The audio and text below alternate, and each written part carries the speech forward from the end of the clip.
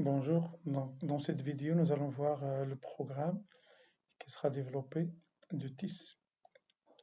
Le mot TIS signifie les technologies de l'information et de la communication pour l'enseignement.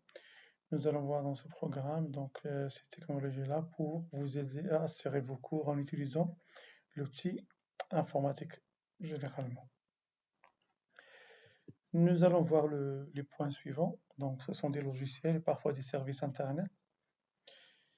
Dans un premier temps, nous allons voir un rappel concernant Microsoft Word et Microsoft euh, PowerPoint. Déjà, vous avez dans notre chaîne deux vidéos qui contiennent l'essentiel de ces deux logiciels.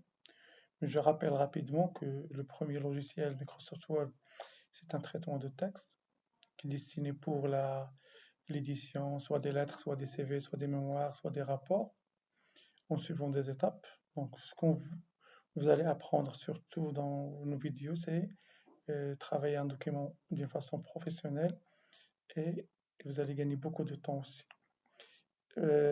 Microsoft PowerPoint, c'est une autre vidéo qui résume l'essentiel de ce logiciel. C'est un logiciel dédié pour la présentation assistée par ordinateur. Généralement, il nous aide à organiser nos idées sous forme de points, plus l'ajout de quelques technologies comme les vidéos, le son, les animations, les images, le texte aussi, et ainsi de suite. Voilà, j'ai des rappels parce que souvent les gens connaissent déjà ces deux logiciels. L'essentiel des tisks qu'on va développer, ce sont les logiciels suivants. On commence par tout d'abord les cartes mentales.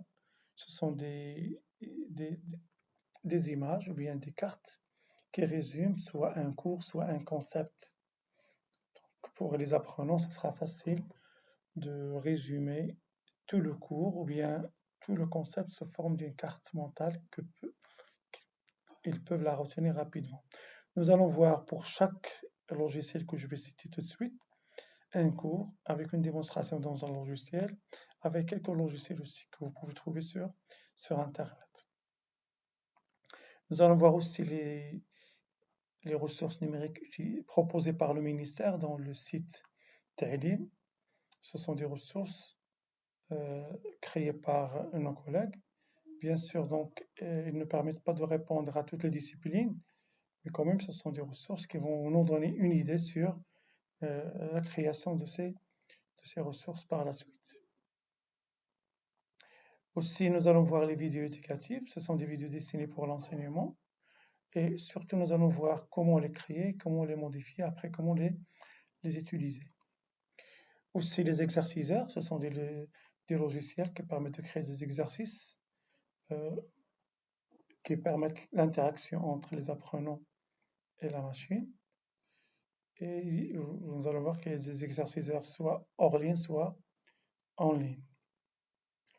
Les formulaires en ligne aussi, ce sont des formulaires qui permettent à l'apprenant de collecter les informations à partir des apprenants et de les analyser sous forme de statistiques, soit sous forme de graphique ou bien sous forme de tableau, on va le voir aussi. Et parmi les nouvelles technologies, la réalité augmentée, on va la voir dans le contexte scolaire aussi, comment l'utiliser dans l'enseignement aussi. Aussi, nous allons voir les serious games, les jeux sérieux, toujours dans le contexte éducatif. On parle toujours dans le contexte éducatif. Les plateformes éducatives aussi, on va les voir, hein, les MOOC généralement. Donc, ce sont des plateformes créées soit dans des facs, soit dans des centres de formation. On va le voir aussi. Et, Inch'Allah, quand on va créer notre plateforme, on va la partager avec vous. S'il reste le temps, on va voir aussi autre chose. Notez que pour les technologies de l'information et de la communication sont très très nombreuses, ces technologies-là, sont très variées et ils changent tout le temps, presque, ils changent tout le temps. Mais nous, on va partager avec vous ces vidéos-là qui vous aident, Inch'Allah, à assurer vos cours selon votre spécialité. Quand je dis votre spécialité, c'est ça le problème. Donc, nous allons voir que le grand problème, c'est comment adapter chaque logiciel à une spécialité bien précise. Par exemple, la langue française, la langue arabe ou bien l'éducation islamique ou autre. Et c'est ça ce qu'on attend de vous en tant que futur prof. Nous, on va vous enseigner comment utiliser ces logiciels, mais c'est à vous de les adapter à votre spécialité. Voilà, merci.